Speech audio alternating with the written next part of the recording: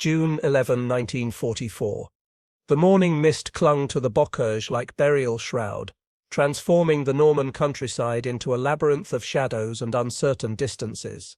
Feeling the familiar vibration of the Maybach engine through the steel beneath his boots, the tank smelled of oil, cordite residue from yesterday's engagement, and the acrid sweat of 4 men confined in metal for days.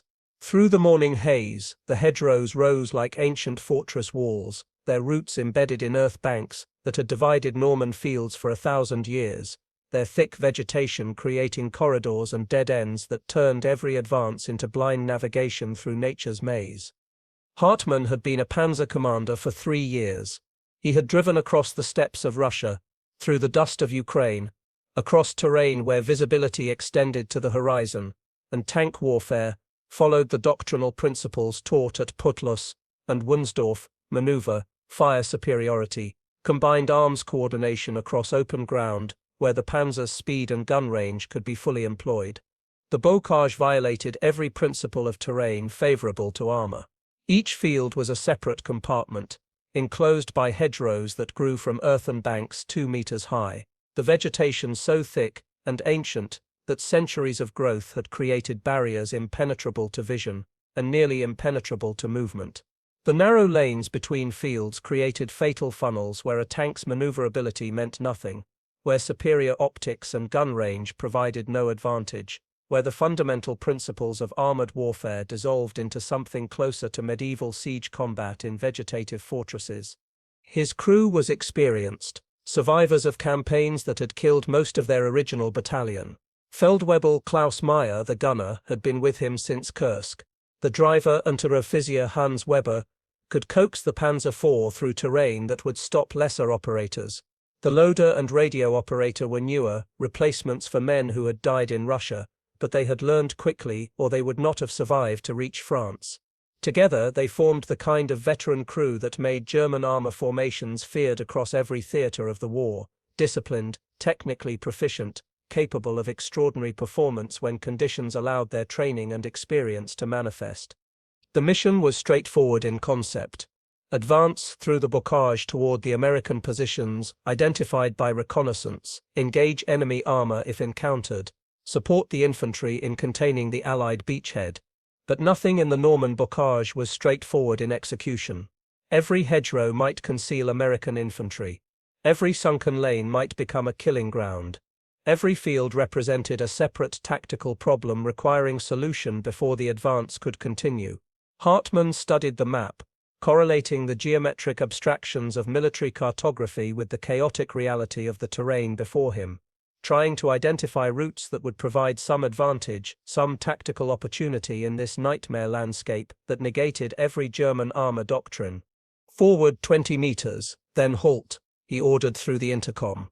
The Panzer IV lurched into motion, the driver navigating through a gap in the hedgerow that had been widened by engineers the previous day. The tank emerged into a small Norman field, perhaps 60 meters across, enclosed on all sides by the ancient hedgerows. Wheat had been growing here before the invasion, now trampled by military traffic into muddy confusion. Hartmann scanned the perimeter, looking for threats, seeing only vegetation and morning mist and the far hedgerow that would need to be breached to continue the advance. The sound came first.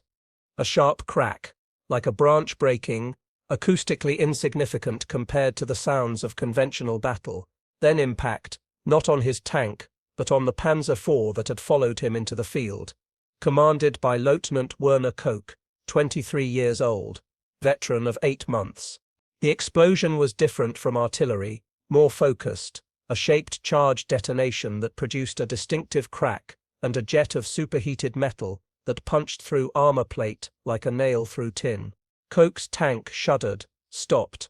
Black smoke began streaming from the engine compartment. The crew bailed out, moving with the drilled urgency of men who knew that ammunition fires followed quickly after penetrating hits. Hartmann traversed his cupola, searching for the source of fire. Nothing.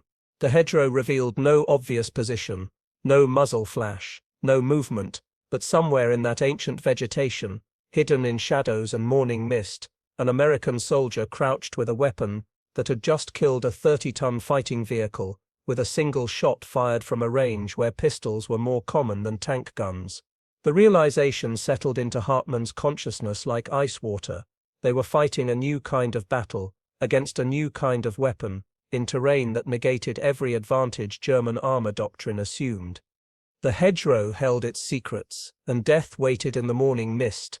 To understand the horror that German tank crews experienced in the Norman bocage beginning in June 1944, one must first understand what these men expected, what their training and experience had prepared them for, and how completely the reality of bocage warfare violated every assumption embedded in German armored doctrine.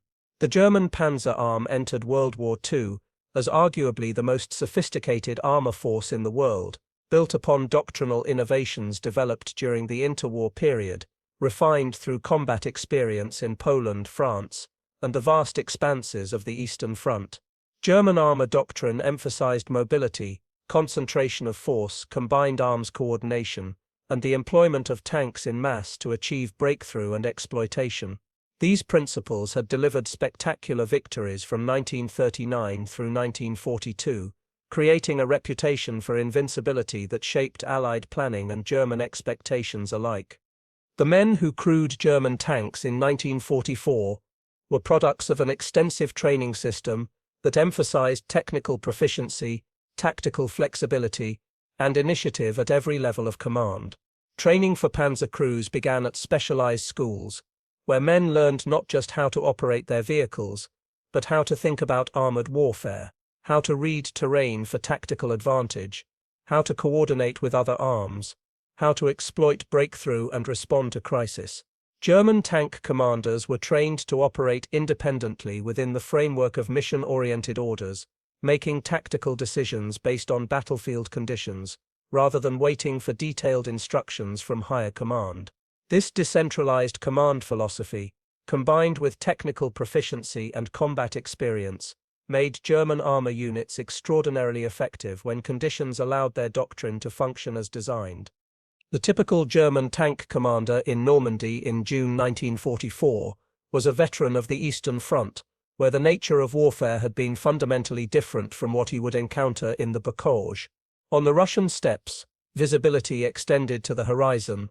Tank battles occurred at ranges where superior German optics and gun accuracy provided decisive advantages. The 75 mm Code K40L48 gun mounted on the Panzer IV could engage targets at 1,500 meters or more, outranging most Soviet armor. The 88 mm gun on the Tiger tank could kill Soviet tanks at ranges exceeding 2,000 meters, distances where return fire was ineffective or impossible. German doctrine exploited these range advantages, emphasizing long-range gunnery, maneuver to favorable firing positions, and the concentration of fire from multiple tanks to overwhelm enemy formations. Combat experience on the Eastern Front had been brutal, but it followed comprehensible patterns. Soviet tactics tended toward mass assault, waves of armor and infantry attacking German positions, creating target-rich environments where experienced German crews could engage multiple enemies from prepared positions. The kill ratios reflected this tactical reality.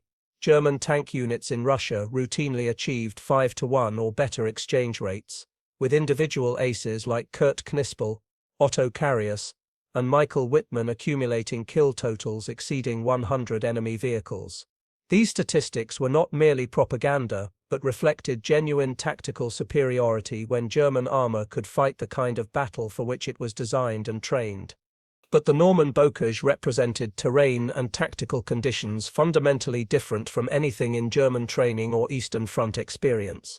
The bocage, from the French word for grove, consisted of small fields enclosed by hedgerows that had been growing for centuries, their roots penetrating earth banks that formed the field boundaries, the vegetation so thick that visibility rarely exceeded 50 meters. Norman farmers had created this landscape over generations, dividing land into small plots, building earth banks to mark boundaries and prevent soil erosion, allowing hedgerows to grow into living walls that protected crops from wind and defined property lines. The result from a military perspective was terrain that compartmentalized the battlefield into thousands of separate fighting positions, negating the mobility and range advantages that made armor effective. German intelligence had identified the bocage as problematic terrain before the invasion, but the full implications were not appreciated until units began fighting there. Maps showed field boundaries but could not convey the height and thickness of hedgerows, the way they restricted movement and observation, the manner in which they transformed every field into a potential ambush site.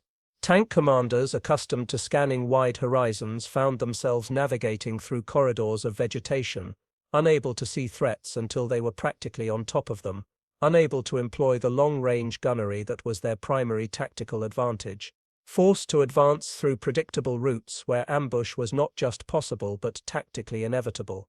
Into this nightmare terrain came the American bazooka teams, armed with a weapon that German intelligence had monitored, but whose tactical employment in bocage conditions had not been fully anticipated. The M1A1 bazooka, officially designated as the 2.36-inch rocket launcher, was a relatively simple weapon, a tube that launched a rocket-propelled shaped charge warhead, capable of penetrating armor through focused explosive force. The weapon had been developed early in the war, based on shaped charge principles that were well understood by all major powers. German forces had encountered bazookas in Italy and Sicily, where their effectiveness against light armor and fortifications had been noted but not considered a decisive threat to modern tanks with adequate armor protection. But the combination of the bazooka with bocage terrain created tactical conditions that transcended the weapon's technical specifications. In open terrain, a bazooka team could be spotted at distance, engaged with machine gun fire or high explosive rounds, suppressed or destroyed before achieving firing position. In the bocage, bazooka teams could hide in hedgerows with perfect concealment, wait for tanks to approach to within 30 or 40 meters, optimal range for shaped charge effectiveness, and fire from positions where the tank crew had no warning, no opportunity to respond, often no clear understanding of where the threat was located even after being hit.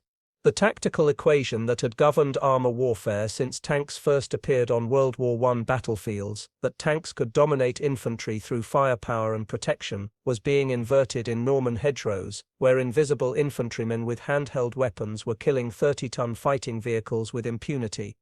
German tank crews entering Normandy in June 1944 expected to fight Americans, a force they had encountered in North Africa and Italy, but which German military culture tended to underestimate.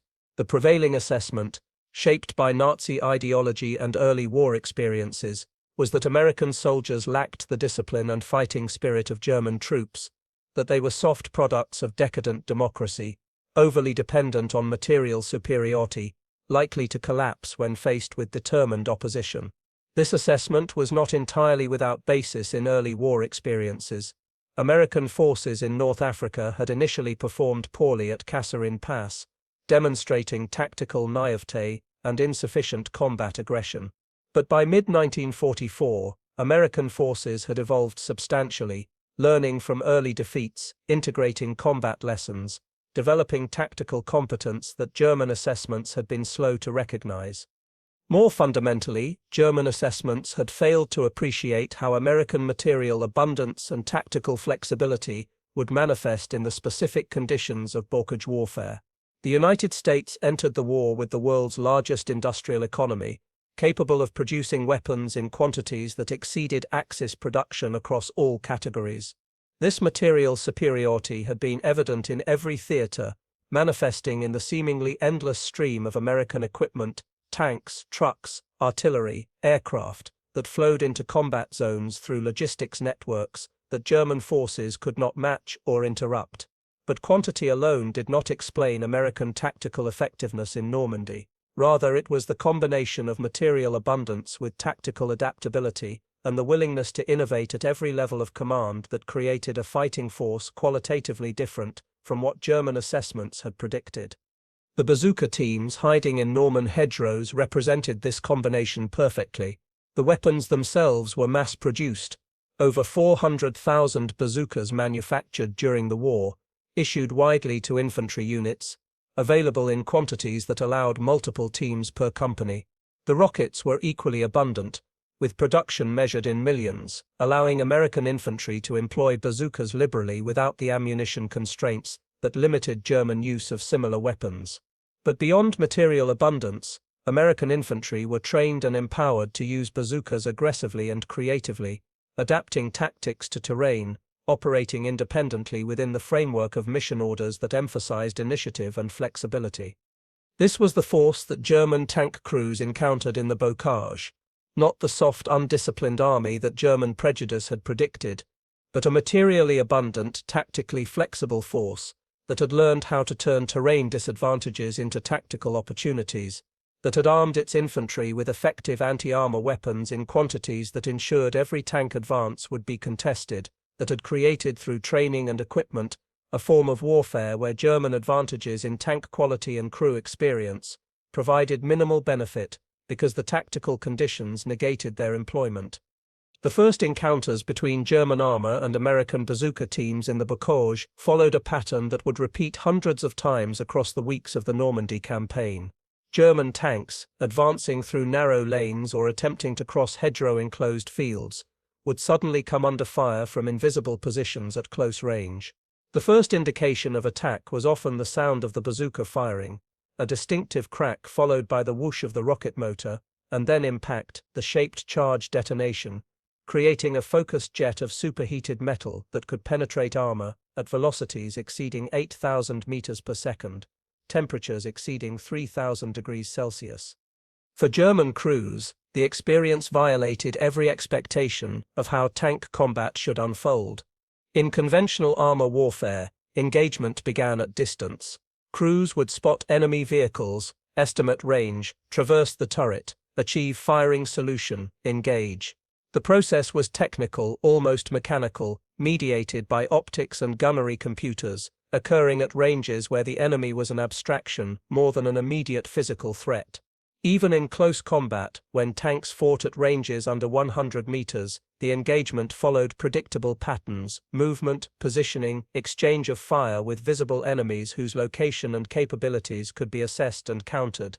Bazooka ambushes in the bocage followed no such pattern. The first indication of threat was often the hit itself. With no warning, no visible enemy, no opportunity for evasive action or suppressive fire, the tank would be advancing through a field or lane, the crew scanning for threats with limited visibility, and then suddenly impact, penetration, the interior of the tank transformed instantly from a protected fighting position into a death trap filled with smoke, fire, and metal fragments. Crew members struck by the penetrating jet died instantly, their bodies subjected to forces beyond human tolerance. Those who survived the initial penetration had seconds to react, to escape the vehicle before ammunition fires created secondary explosions that would kill anyone remaining inside. The psychological impact transcended the physical danger. German tank crews had learned through combat experience that tanks provided protection, that armor plate kept them relatively safe from small arms fire and shell fragments, that the tank itself was a refuge that improved survival compared to infantry exposure. This fundamental assumption that the tank protected its crew was being systematically violated in the bocage. The protection was illusory. Armor plate that could defeat most conventional anti-tank weapons at range meant nothing against shaped charges fired from 30 meters. The tank, rather than being a source of protection, became a target, a metal coffin that announced its presence through engine noise and drew fire from invisible enemies who killed with single shots.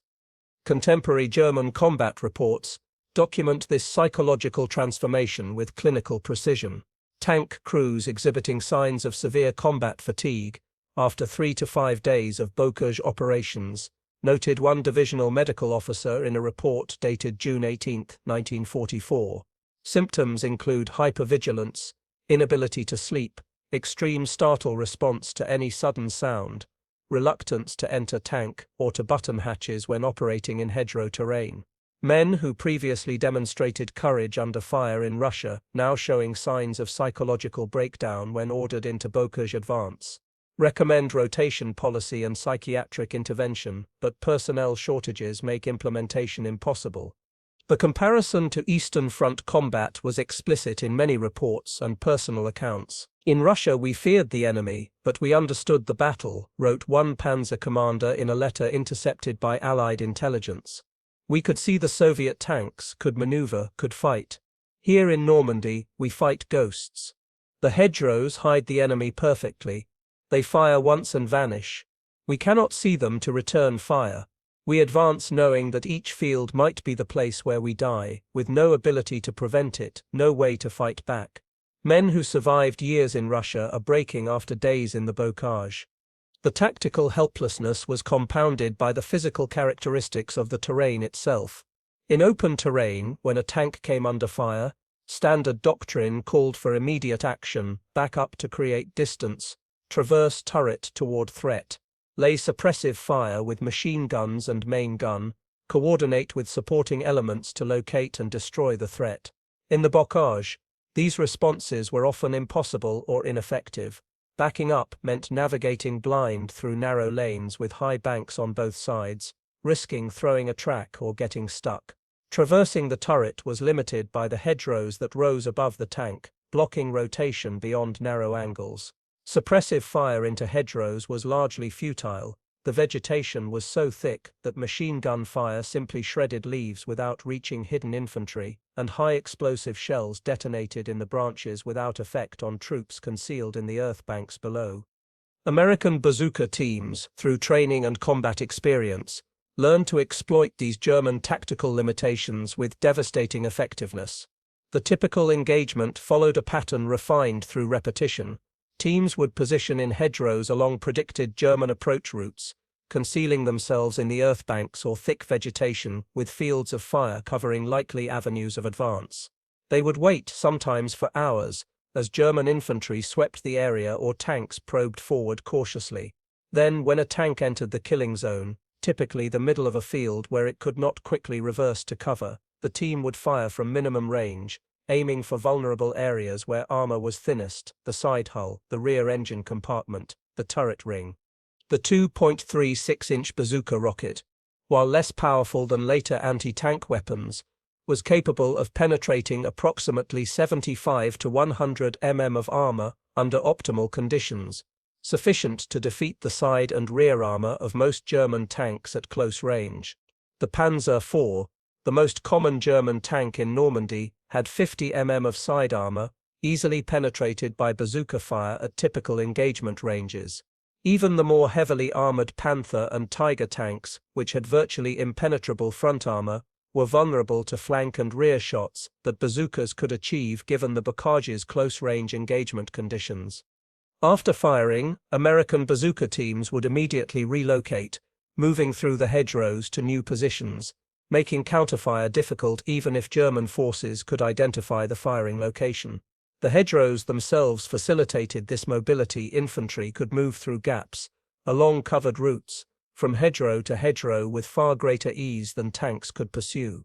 This mobility asymmetry meant that even when German forces saturated a hedgerow with suppressive fire, the bazooka team was likely already gone, relocating to threaten from a different angle, preparing the next ambush. German tactical adaptation to these conditions developed slowly and incompletely, constrained by the fundamental mismatch between doctrine and terrain.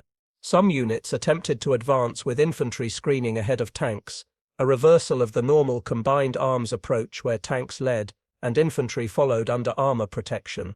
But this was slow, exhausting for the infantry, and often ineffective because American forces would simply wait for the tanks themselves to enter killing zones, allowing infantry to pass unchallenged.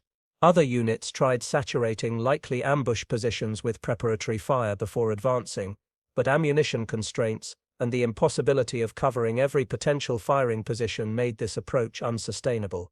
The most effective German adaptations involved learning to read the terrain for likely ambush sites, developing techniques for breaching hedgerows at unexpected points rather than using obvious gaps, and coordinating closely with infantry and supporting arms to suppress threats before committing armor. Some units adopted the practice of attaching additional armor plates to vulnerable areas, improvised side skirts, extra plates covering engine compartments that could potentially defeat or deflect bazooka rockets. These adaptations helped marginally but could not fundamentally solve the tactical problem that the bocage created: terrain that negated armor's mobility and range advantages, while maximizing infantry's concealment and close-range firepower. The casualty statistics reflected the tactical reality. German armor losses in Normandy were catastrophic by any historical standard. The 2nd Panzer Division, which entered combat in early June with approximately 190 tanks and assault guns, was reduced to fewer than 30 operational vehicles by the end of July, a loss rate exceeding 80% in less than 2 months. While not all losses were attributable to bazookas, American tanks, tank destroyers, artillery, and air power all contributed. Combat reports indicate that infantry anti-tank weapons, primarily bazookas, accounted for between 30 to 40% of German armor losses in bocage terrain, a percentage far higher than such weapons achieved in open terrain warfare. Individual tank crew survival rates tell an even grimmer story. German armor crewmen in Normandy faced mortality rates comparable to U-boat crews, services with the highest casualty rates in the Wehrmacht. A tank commander who survived 3 weeks of bocage combat had beaten odds that killed most of his peers. Crews that survived multiple tank losses, bailing out from destroyed vehicles, being reassigned to replacement tanks, continuing to fight, developed a fatalistic outlook captured in the dark humor that circulates in all armies facing extreme danger.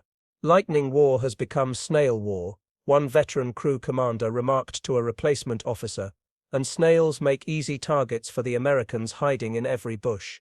The bazooka itself, the weapon that delivered such destruction to German armor, became a recurring symbol in the minds of German tank crews, a physical object that represented everything disorienting and terrifying about bocage warfare. Unlike the massive Soviet 76 mm anti-tank guns that German crews had faced in Russia, weapons that required trucks to tow and crews to operate and positions to prepare, the bazooka was almost absurdly simple, a tube that a single soldier could carry, loaded with a rocket that another soldier could fire after minimal training. This simplicity represented American abundance and tactical democracy in ways that violated German assumptions about military hierarchy and the proper relationship between infantry and armor. German military culture maintained strict distinctions between arms and services, with armor crews constituting an elite within the Wehrmacht, men selected for technical aptitude and trained extensively in specialized schools, operating complex machines that represented the pinnacle of military technology. Infantry were necessary but less prestigious, closer to the anonymous masses who filled out formations and absorbed casualties in the brutal arithmetic of attrition warfare. The idea that an ordinary infantryman with a simple tube weapon could destroy a tank, could kill a 30-ton fighting vehicle and its highly trained crew with a single shot, violated the hierarchies that structured German military identity. But American military culture operated under different principles, more egalitarian in distribution of destructive power, more willing to arm individual soldiers with weapons that German doctrine reserved for specialized units. The bazooka represented this philosophy made tangible, a powerful anti-tank weapon, mass-produced in quantities that allowed widespread distribution, issued down to squad and platoon level, employed by ordinary infantry who received sufficient training to use it effectively without requiring the extensive specialization that German anti-tank weapons demanded. This represented not just tactical choice but philosophical difference about how military power should be organized and distributed through formations. German tank crews, crouching in their disabled vehicles or watching comrades die in burning hulls, found themselves confronting not just a weapon but a symbol of American difference, the willingness to equip common soldiers with decisive weapons, the industrial capacity to mass-produce sophisticated systems, the tactical philosophy that empowered low-level units to operate independently and aggressively. The bazooka carried in American hands was not merely a threat, but a message about the nature of the forces opposing them, about the kind of military power that American democracy and industrial abundance could generate and sustain. The psychological weight of this symbol accumulated through repeated encounters. Every destroyed tank, every burned crew, every close call where a bazooka rocket barely missed or failed to penetrate, reinforced the message that the weapon carried. German crews began to hear the bazooka's distinctive sound in their sleep, the crack whoosh that preceded impact becoming an auditory hallmark of bocage combat, as characteristic as the Nebelwerfer's scream or the MG-42's buzzsaw rattle.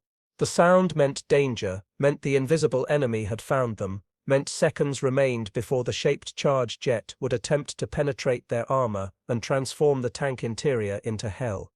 Veterans developed superstitions around the bazooka, the kind of magical thinking that emerges when rational calculation proves insufficient for managing fear. Some crews refused to advance with open hatches, believing the psychological comfort of buttoning up provided protection despite the tactical disadvantage of reduced situational awareness. Others insisted on specific formations or routes, convinced that particular approaches reduced vulnerability despite evidence that the Americans could ambush from any direction. Still others developed rituals before entering combat, prayers, lucky charms, specific procedures that had no tactical value but provided psychological scaffolding for managing terror. The physical characteristics of bazooka hits reinforced the weapon's symbolic power. Shaped charge penetration created effects different from conventional armor-piercing rounds.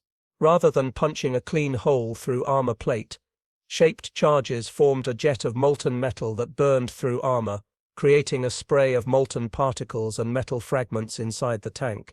Crew members in the path of this penetration jet were killed instantly, their bodies subjected to forces beyond human tolerance, temperatures of thousands of degrees, metal fragments traveling at supersonic velocities, overpressure waves that ruptured organs and created massive trauma. Those who survived the initial penetration often died in the ammunition fires that followed, trapped in the tank as flames consumed oxygen and flesh alike. Recovering bodies from bazooka-hit tanks became a grim duty assigned to recovery crews who developed their own psychological defenses against what they witnessed. The human remains were often barely identifiable, burned beyond recognition, fused with melted equipment in ways that made extraction both physically difficult and emotionally traumatic. These men, seeing the aftermath of bazooka hits daily, understood viscerally what tank crews faced and carried that knowledge back to operational units, where it spread through informal channels and contributed to the psychological burden that all panzer crews bore. The symbol of the bazooka extended beyond its physical effects to encompass the entire tactical situation it represented. In German military thinking, tanks were supposed to dominate infantry. This was axiomatic, fundamental to armored warfare doctrine. Since tanks first broke the stalemate of the Western Front in 1918, the bazooka, especially when employed in terrain that favored its use, inverted this relationship. Infantry could hunt tanks, could position ambushes, could achieve kills against armored targets without requiring their own armored support.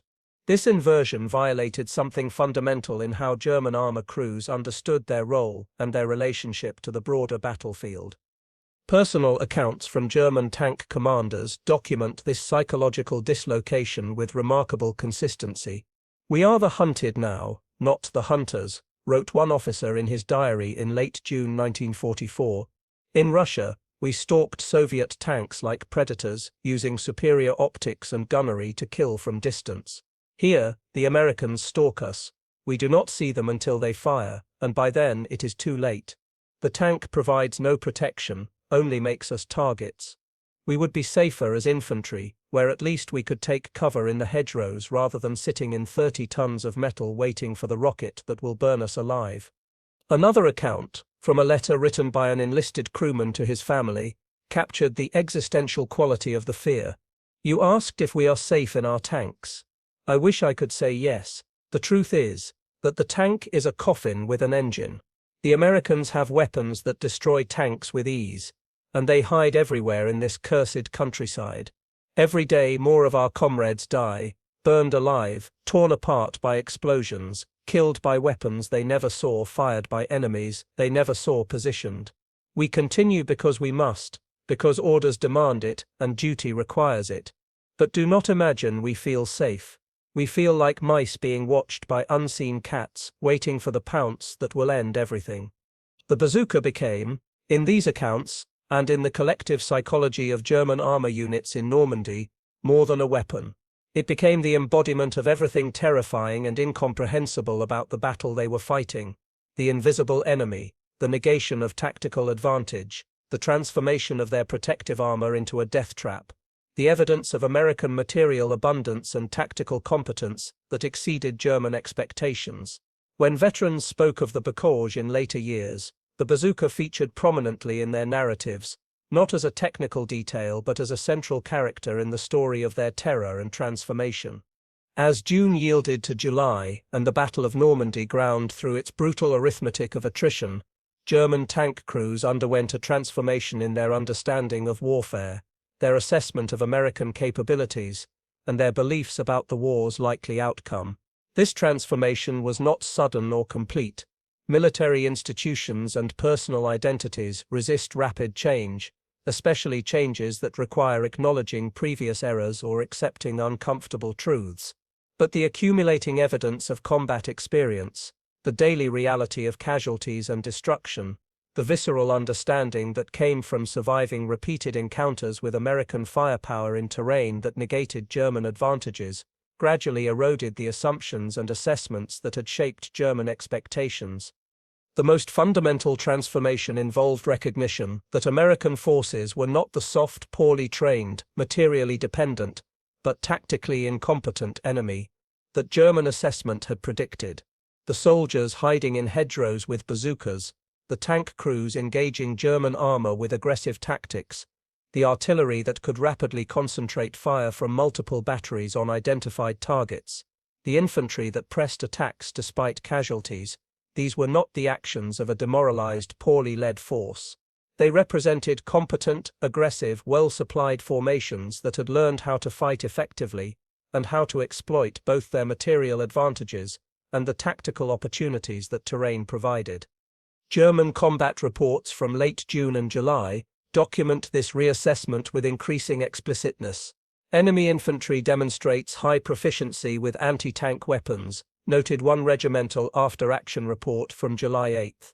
Bazooka teams operate with discipline and tactical sophistication, selecting ambush positions effectively, coordinating fire, successfully disengaging after contact. Previous assessments of American tactical incompetence, not supported by observed behavior, recommend revision of enemy capability estimates and tactical planning assumptions. Another report, from a Panzer battalion commander to divisional headquarters, was even more direct in its assessment.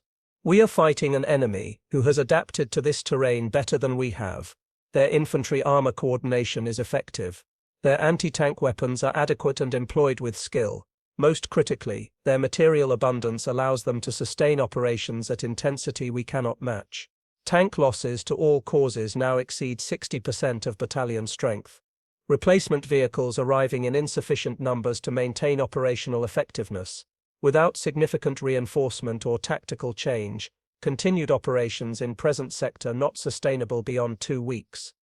These reassessments filtered slowly through the command hierarchy, encountering resistance at each level from officers whose understanding of the war was invested in previous assessments, whose careers had been built on the assumption of German tactical superiority, whose ideological commitments made it difficult to acknowledge that democratic America had produced a militarily effective force. But at the tactical level, among the crews actually fighting in the bocage, the reassessment was nearly universal. Survival depended on accurate threat assessment, and accurate assessment required acknowledging that the Americans were capable, well-equipped, and fighting with effectiveness that German propaganda had insisted was impossible for democratic societies to achieve. This recognition extended beyond tactical assessment to broader strategic understanding. German tank crews were not privy to strategic planning at the highest levels, did not receive detailed briefings on overall force ratios or logistics capacity or industrial production, but they could observe the evidence in front of them, the constant stream of American supplies, the seemingly unlimited ammunition, the rapid replacement of destroyed vehicles, the air superiority that made daytime movement dangerous and interdicted German logistics. These observations, accumulated over weeks of combat, supported conclusions about the war's trajectory that official pronouncements denied, but that experiential evidence made undeniable.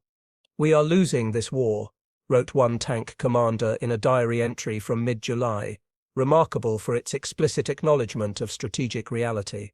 "Not because our soldiers lack courage. We have proven our courage beyond any doubt. Not because our tactics are inferior. Our tactical doctrine is sound. We are losing because the Americans have more of everything, more tanks, more ammunition, more fuel, more aircraft, more men. When we destroy one of their tanks, 2 more appear. When we kill 10 of their soldiers, 20 more advance. They can afford attrition. We cannot.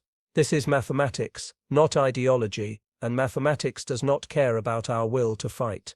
Such private acknowledgements of strategic reality remained largely confined to personal writings and informal conversations. Official communications maintained the fiction of eventual German victory through superior will and tactical excellence, but the gap between official narrative and tactical reality created its own psychological burden, forcing soldiers to maintain 2 separate assessments of their situation: the official version they reported upward through command channels, and the private understanding they shared with trusted comrades in moments of honesty about their actual circumstances and prospects. The transformation in understanding extended to reassessment of the entire ideological framework that had justified the war and structured German soldiers' understanding of why they fought. Nazi ideology had promised that racially superior Germans would dominate inferior races, that German discipline and will would overcome material disadvantages, that democratic societies were inherently weak and unable to sustain effective military power.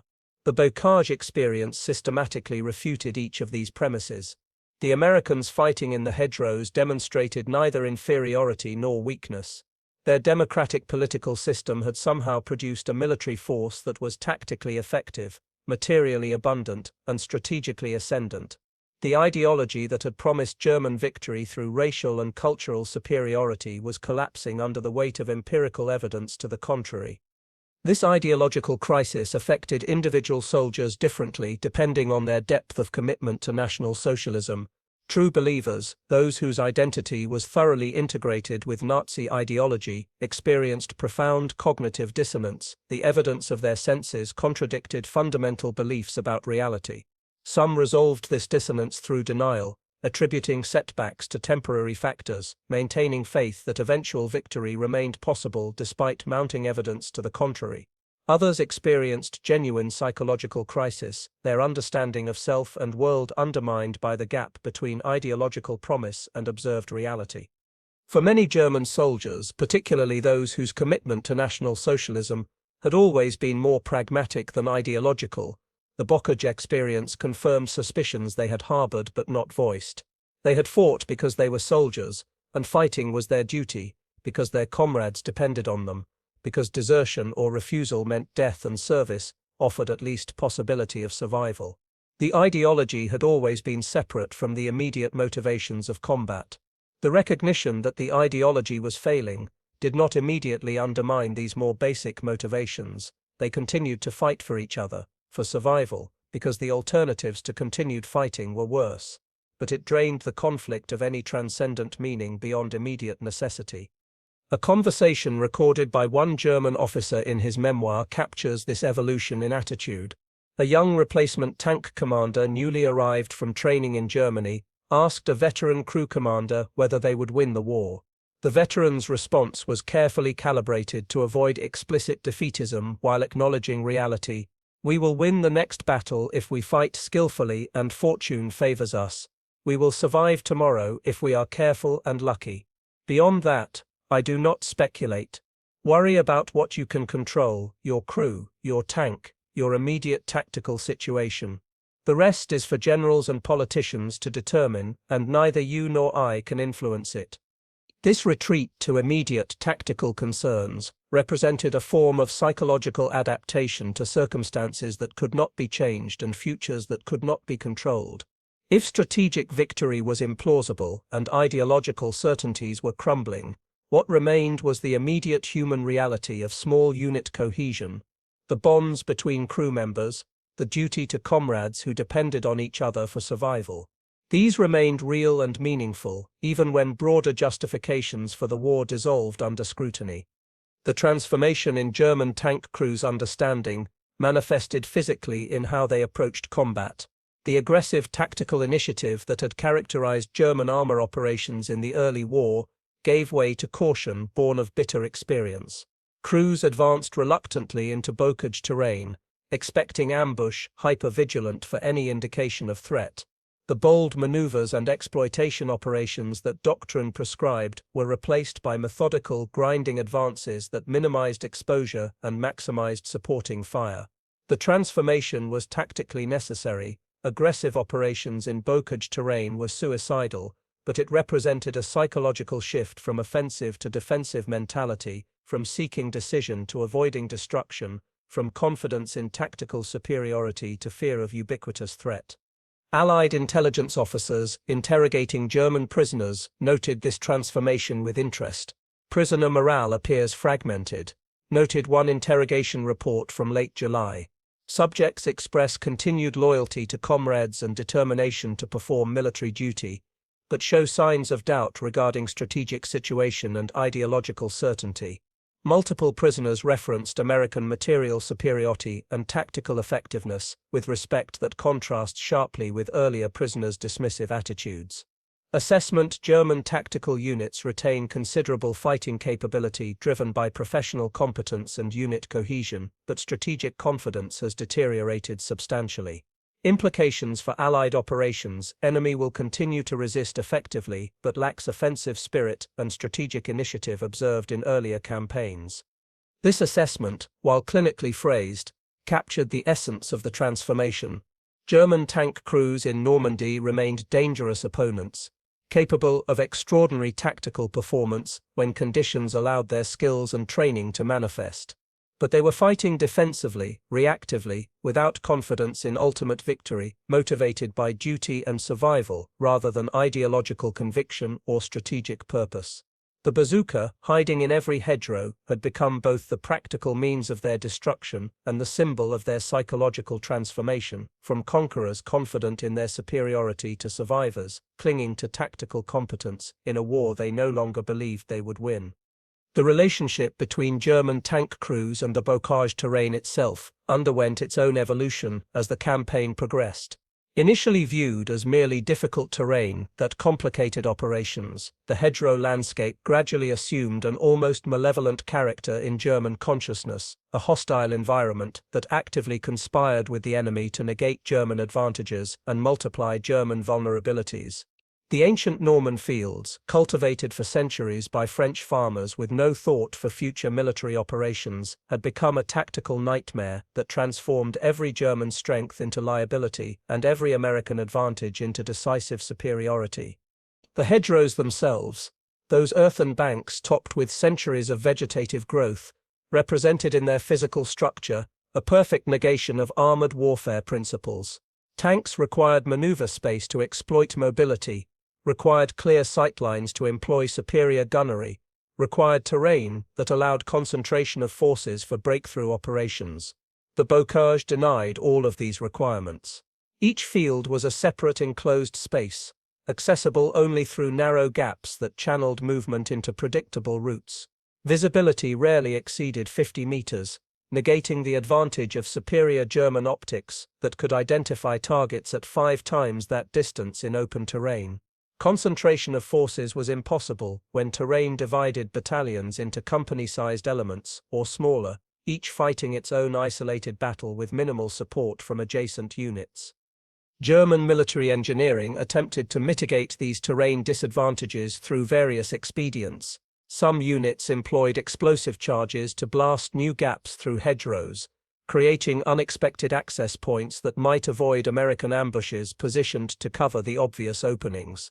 Other units experimented with specialized equipment, metal prongs welded to tank hulls to push through hedgerows rather than climbing over them, bundles of logs chained to fronts of tanks to create improvised battering rams. These innovations demonstrated German tactical ingenuity and the adaptability of units forced to improvise solutions to unexpected problems. But engineering solutions could not fundamentally overcome the tactical problem that bocage terrain created.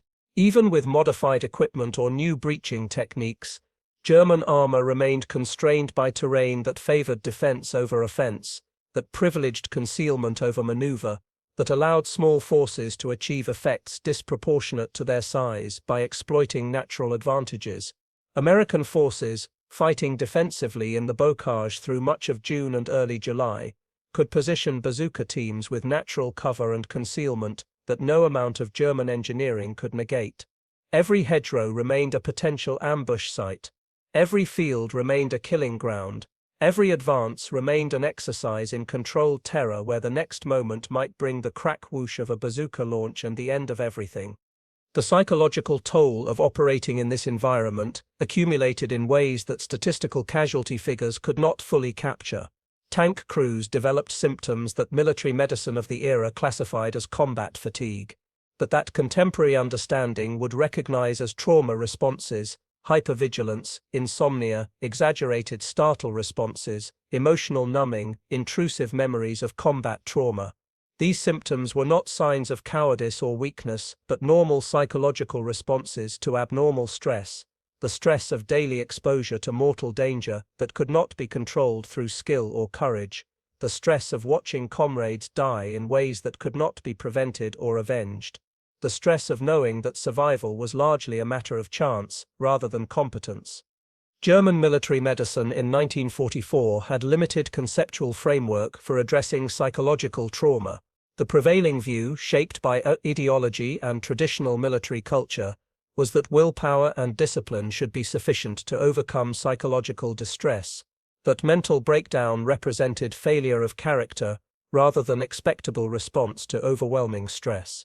Treatment for combat fatigue typically consisted of brief rest, followed by return to duty, with more severe cases resulting in discharge or, in extreme cases, prosecution for malingering or cowardice. This approach failed to address the root causes of trauma and often resulted in soldiers being returned to combat before they had recovered, leading to repeated psychological breakdown and progressive deterioration. Some German medical officers, observing the psychological toll of bocage combat, attempted to advocate for more sophisticated approaches to combat stress. The bocage operations create psychological conditions fundamentally different from previous campaigns, wrote one divisional surgeon in a report to higher medical command. The constant threat of ambush, the inability to see or respond to threats, the high casualty rate from invisible enemies, these conditions exceed the normal stress of combat and create predictable psychological casualties. Recommend specialized treatment protocols and rotation policies to prevent accumulation of psychological trauma beyond sustainable thresholds. The recommendations were noted but rarely implemented. The manpower shortages that afflicted German forces in summer 1944 meant that experienced tank crews, even those showing signs of psychological deterioration, were too valuable to rotate out of combat. The pressure to maintain unit effectiveness overrode concerns about individual psychological welfare. Crews continued to fight, day after day, accumulating trauma and casualties, until they were killed or physically unable to continue. The result was a force that remained tactically proficient at the unit level, but increasingly fragile psychologically, sustained by discipline and unit cohesion rather than confidence or morale. The terrain's psychological impact extended beyond individual stress to collective understanding of the campaign's nature and implications. The bocage, which German pre-invasion intelligence had identified as difficult but not decisively important terrain, had revealed itself as a strategic factor of first-order significance. The Allies had not simply established a beachhead, they had established it in terrain that negated German operational advantages and enabled Allied tactical strengths. Whether this was fortunate accident or brilliant planning remained unclear to German commanders fighting in the hedgerows, but the strategic implications were becoming undeniable. The terrain that should have allowed German forces to contain and potentially destroy the Allied lodgment was instead facilitating Allied consolidation and build-up, while bleeding German armored reserves white in tactical combat that achieved nothing beyond delaying the inevitable.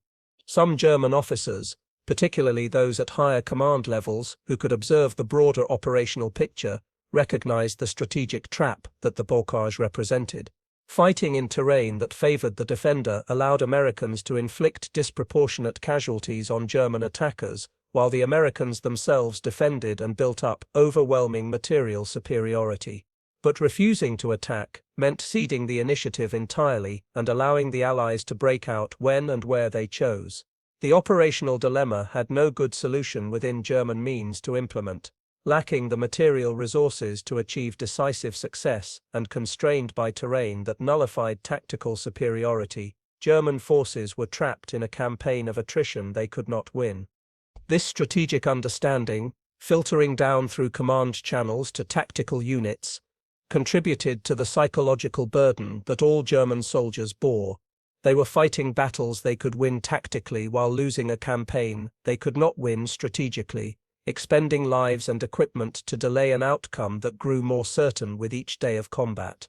The bocage, initially merely difficult terrain, had become in German consciousness something approaching a strategic betrayal. Nature itself seemed to have aligned with American abundance against German martial excellence, creating conditions where skill and courage mattered less than material superiority and tactical patience. By late July 1944, as Allied forces prepared for Operation Cobra, the breakout operation that would shatter German lines and transform the Normandy campaign from static struggle into mobile exploitation, German tank crews had been fighting in the bocage for nearly 8 weeks.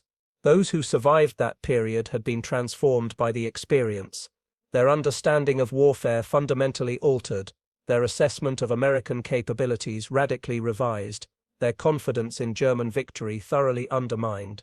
They had learned lessons that no training school could teach and that no doctrinal manual had prepared them to understand. The primary lesson was humbling in its simplicity. Material abundance mattered decisively in modern warfare, and ideology could not substitute for industrial capacity. This truth had been evident in aggregate statistics long before Normandy. American industrial production exceeded German production across virtually every category of war material. But statistics remained abstractions until experienced personally. The German tank crews who survived bocage combat had experienced American material superiority, not as numbers on charts, but as the constant pressure of unlimited ammunition expenditure, the rapid replacement of destroyed equipment, the omnipresence of American artillery and air power, the simple fact that the Americans could afford attrition while Germans could not. This lesson extended beyond material factors to encompass broader understanding of what made military forces effective. German ideology had insisted that racial and cultural superiority, German discipline, courage, tactical excellence, willingness to sacrifice, would overcome American material advantages. The bocage demonstrated otherwise. American soldiers, products of democratic society that German propaganda derided as soft and undisciplined, had proven themselves tactically competent, operationally effective, and strategically ascendant. The bazooka teams that stalked German tanks through Norman hedgerows were not supermen or tactical geniuses. They were ordinary American infantrymen who had been given effective weapons, adequate training, and tactical employment that exploited their advantages and American material abundance. This combination proved sufficient to dominate German armor in bocage terrain despite German advantages in crew experience and tactical doctrine. A second lesson involved recognition of terrain's decisive role in determining tactical outcomes. German armor doctrine, developed primarily through experience in Poland, France, and Russia, emphasized mobile operations in open terrain where tanks could maneuver freely. This doctrine had achieved spectacular successes when terrain permitted its employment, but doctrine meant nothing when terrain negated its fundamental assumptions. The bocage had revealed German armor doctrine's limitations, its dependence on specific terrain conditions, its vulnerability when forced to operate in environments that prevented maneuver and negated range advantages. The recognition was strategically troubling because it suggested that American and British forces could choose to fight in terrain that favored their strengths and negated German advantages, controlling the campaign's geographic dimensions to ensure favorable tactical conditions.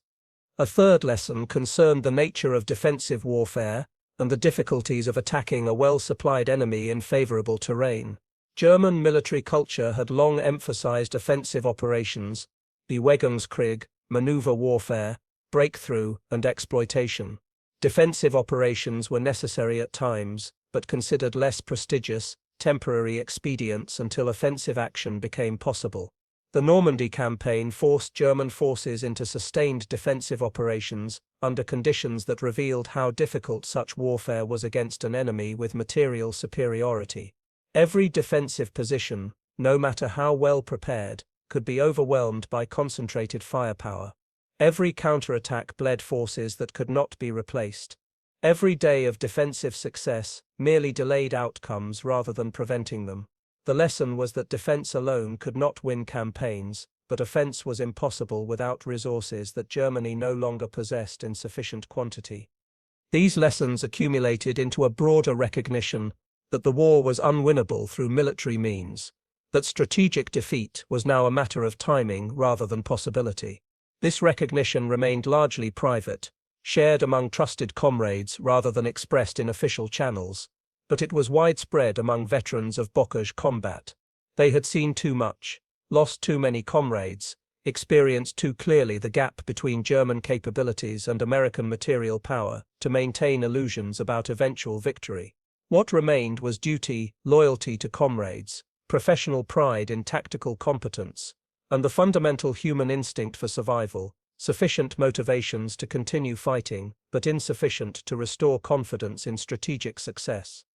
The psychological state of German tank crews in late July 1944 was thus complex and contradictory, professionally capable but psychologically damaged, tactically proficient but strategically pessimistic, bound by duty and comradeship, but increasingly detached from ideological commitment to the regime they served. They continued to fight because military culture demanded it, because alternatives were worse, because their comrades depended on them. But the certainty that had characterized the early war years, the confidence in German superiority and inevitable victory, had been burned away by shaped charge jets, fired from Norman hedgerows by invisible Americans with simple tube weapons that should not have been able to dominate German armor, but somehow, maddeningly did. When Operation Cobra launched on July 25 with a massive aerial bombardment, followed by American armored exploitation through shattered German lines, German tank crews, who had survived the bocage fighting, found themselves facing a new phase of the campaign, mobile warfare in more open terrain, where American numerical superiority and air dominance would prove even more devastating than their tactical advantages in the hedgerows. But the psychological damage was already done. The bocage had broken something in German tank crews' understanding of themselves and their chances. The horror that began with that first bazooka ambush in June had accumulated through hundreds of similar incidents into a collective trauma that would mark survivors for the remainder of the war, and for many, for the remainder of their lives. In the final accounting of the Normandy campaign, German armored forces that entered combat in June 1944 were effectively destroyed by September. The panzer divisions that had been the Wehrmacht's elite formations, that had conquered Poland and France, and driven deep into Russia, were reduced to hollow shells, their tanks destroyed, their crews dead, or captured, or psychologically broken. The statistics told the story in brutal simplicity: over 2,000 German tanks and assault guns lost in Normandy, casualty rates among panzer crews exceeding 70%, experienced commanders dead or wounded in numbers that could not be replaced. Tactical cohesion dissolved through attrition that no amount of German discipline could overcome. But statistics, however stark, cannot fully capture the human reality of what German tank crews experienced in the Norman bocage. The terror of advancing through hedgerow-enclosed fields, knowing that invisible enemies with bazookas waited in ambush. The helplessness of being unable to see or respond to threats that killed with single shots. The trauma of watching comrades burn alive in destroyed tanks. The psychological weight of fighting daily battles that could be won tactically while losing a campaign strategically. The gradual erosion of confidence, ideology, and hope as the evidence of impending defeat accumulated beyond any possibility of denial. The survivors of bocage combat, those who made it through Normandy, through the subsequent retreat across France, through the final desperate campaigns of the war's last year, carried these experiences as permanent psychological scars.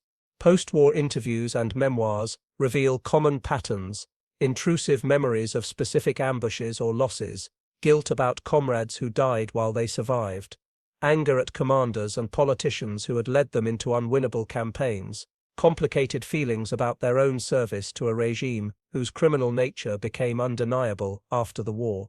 Many struggled with what would later be recognized as post-traumatic stress disorder, suffering nightmares, hypervigilance, difficulty maintaining relationships, inability to discuss their experiences, even with family. One veteran, interviewed in the 1980s, described the lasting impact with painful honesty. "I cannot hear certain sounds without returning to Normandy in my mind. A car backfiring sounds like a bazooka. I cannot drive through rural areas with heavy vegetation without feeling the fear of those hedgerows." For years after the war, I would wake screaming from dreams where I was trapped in a burning tank.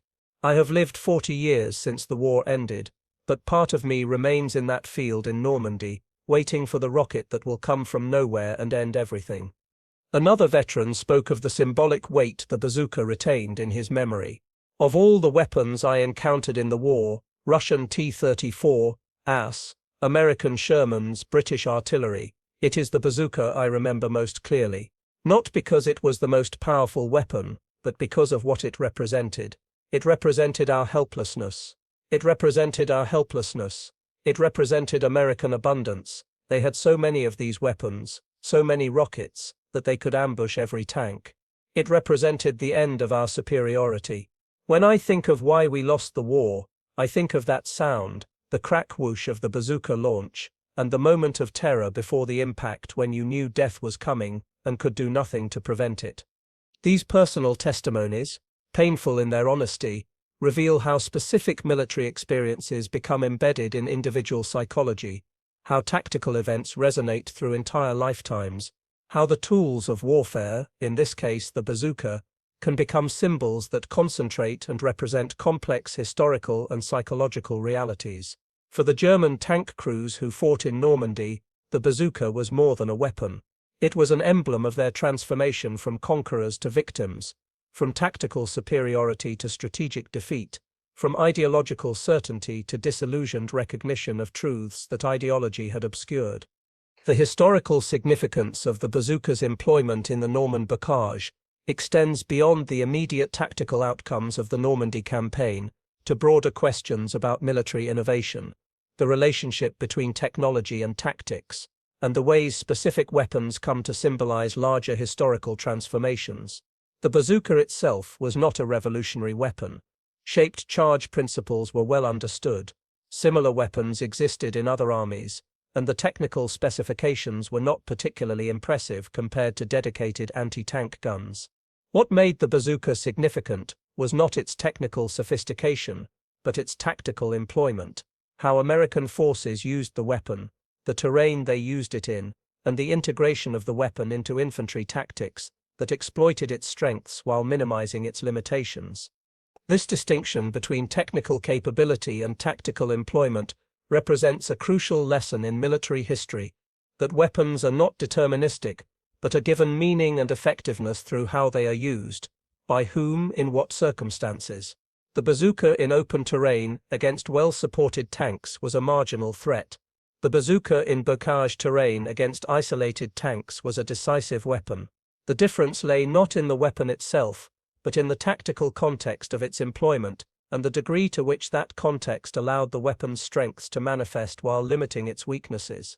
American military culture's contribution to bazooka effectiveness lay in several areas beyond the weapon's mass production. First, American training doctrine emphasized individual initiative and small unit tactics, preparing soldiers to operate independently when circumstances required it. Bazooka teams in bocage combat often operated with minimal supervision, identifying targets of opportunity, positioning ambushes, engaging without waiting for higher authorization. This tactical independence required training and culture that empowered low-level units to make combat decisions, a characteristic more developed in American forces than in the more hierarchical German military structure. Second, American tactical doctrine integrated anti-tank weapons throughout infantry formations rather than concentrating them in specialized units. This distribution meant that virtually any American infantry unit in the bocage potentially included bazooka teams, creating ubiquitous threat that German armor could never escape. The abundance that characterized American equipment allocation, producing enough bazookas and rockets to distribute them widely rather than rationing them carefully, enabled this tactical distribution. German forces, constrained by limited production of their own anti-tank weapons, could not replicate this ubiquity and thus faced different tactical calculations about weapon employment.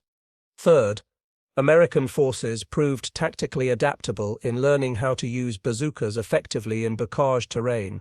Early employment showed typical characteristics of units learning new weapons: misses from excessive range, poor positioning, inadequate coordination with supporting elements. But American units learned quickly from combat experience, refined tactics, shared lessons across units, and developed increasingly sophisticated employment techniques. This organizational learning capacity, enabled by relatively stable unit structures and systematic after-action review processes, allowed American forces to improve effectiveness over the campaign's course rather than repeating early mistakes. The German experience with American bazooka employment in the bocage thus reveals not just tactical facts about specific weapons, but larger truths about how military effectiveness emerges from the interaction of material factors, tactical doctrine, training culture, and organizational learning capacity. The Germans lost in Normandy, not because of any single American advantage, but because of the systematic integration of multiple advantages that created overwhelming cumulative superiority. The bazooka, visible and immediate in its effects, became the symbol of this systematic superiority, because it concentrated in a single weapon system so many of the factors that characterized American military effectiveness: mass production, wide distribution, tactical integration, adaptable employment, and the simple persistence of forces that could sustain losses and continue fighting. For historians analyzing the Normandy campaign and the broader trajectory of World War II, the bazooka's role illustrates several broader patterns. Material abundance matters, but its significance depends on how effectively it is translated into tactical capability. Technological sophistication is less important than tactical suitability. The bazooka was not an advanced weapon, but it was well suited to bocage conditions. Defensive terrain can multiply the effectiveness of the defender while negating offensive advantages, creating conditions where material superiority compounds over time as the defender builds strength while the attacker bleeds.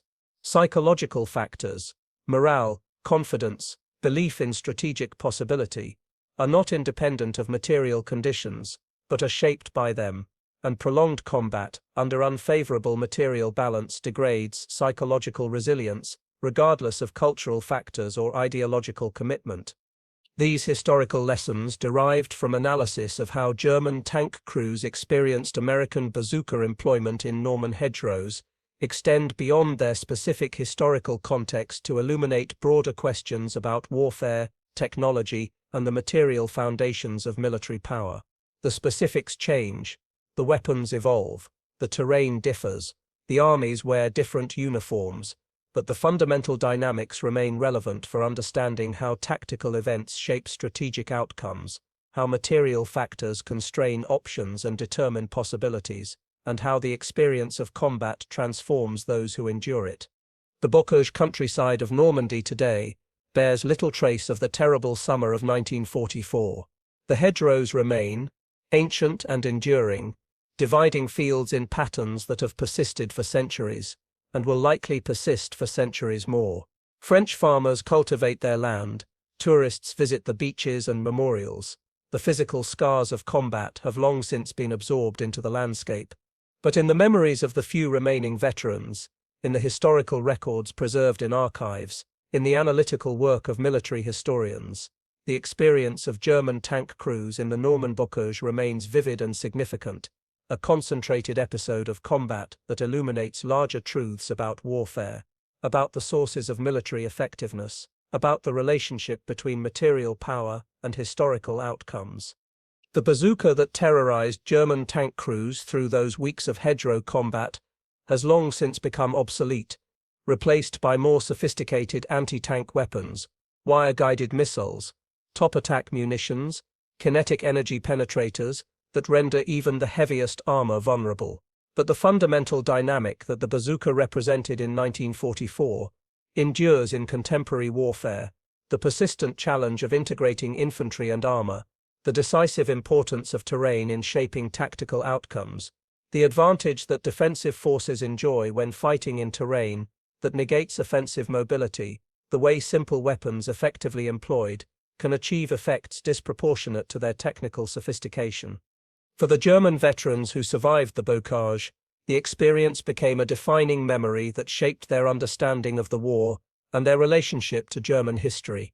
They had fought for a criminal regime in service of objectives that proved both immoral and unattainable. Their service involved participation in a war of aggression that brought devastation across Europe and contributed to crimes against humanity on unprecedented scale.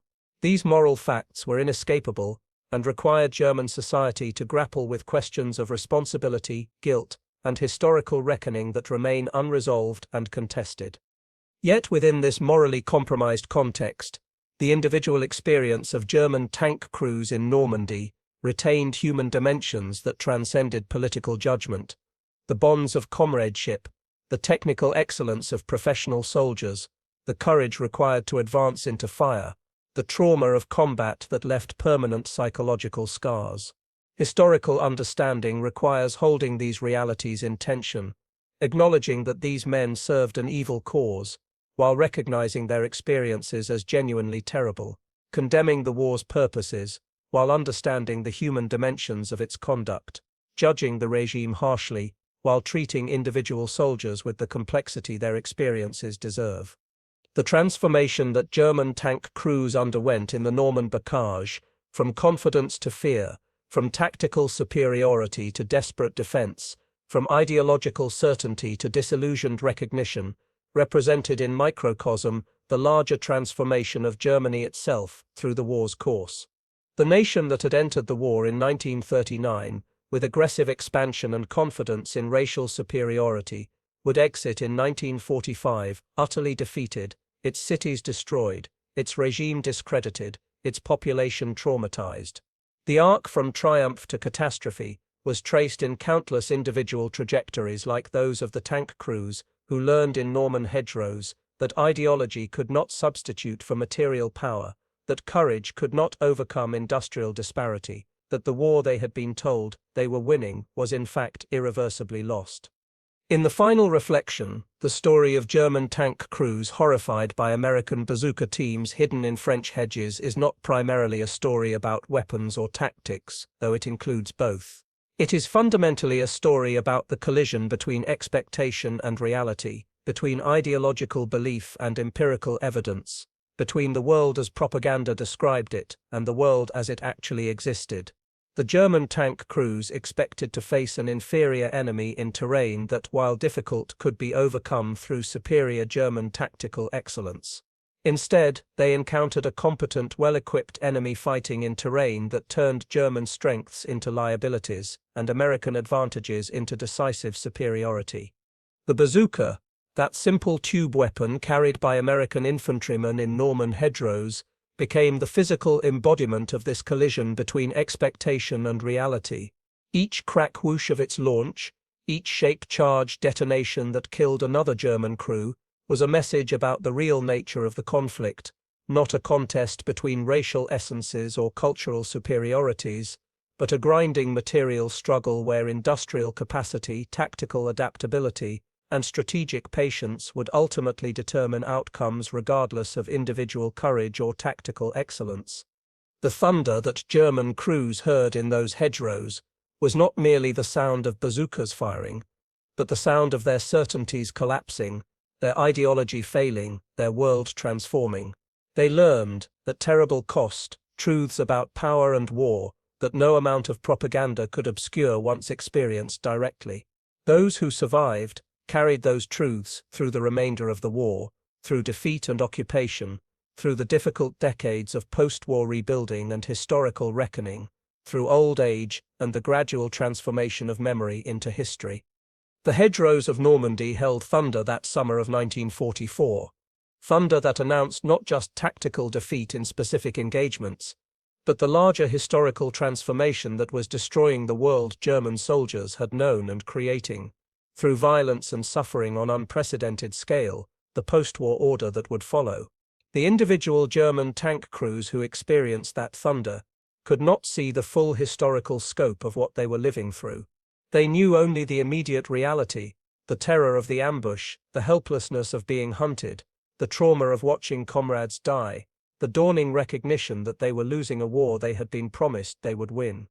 But their experience, aggregated across thousands of similar individual stories, accumulated into the massive historical fact of German defeat in Normandy, in France, and ultimately across all fronts. The bazooka was merely one weapon among many that contributed to that defeat, but it was the weapon that German tank crews remembered most vividly, the weapon that came to symbolize for them everything about the bocage campaign, the American abundance, the tactical disadvantage, the psychological terror, the transformation from hunters to hunted, the collapse of certainty into fear and doubt. In the silence that follows thunder, truth becomes visible. The German tank crews who survived the Norman bocage saw truths in that silence that their culture and ideology had obscured, truths about the sources of power, about the relationship between material factors and historical outcomes, about the limits of courage and will when confronted by overwhelming industrial and tactical superiority. These were painful truths, learned through suffering and trauma, that marked survivors permanently. But they were truths nonetheless. Written in the bocage fields by shaped charge jets fired from American bazookas hidden in French hedges, truths that no ideology could deny, and that no propaganda could obscure, once experienced directly through the horror of combat that transformed everything it touched.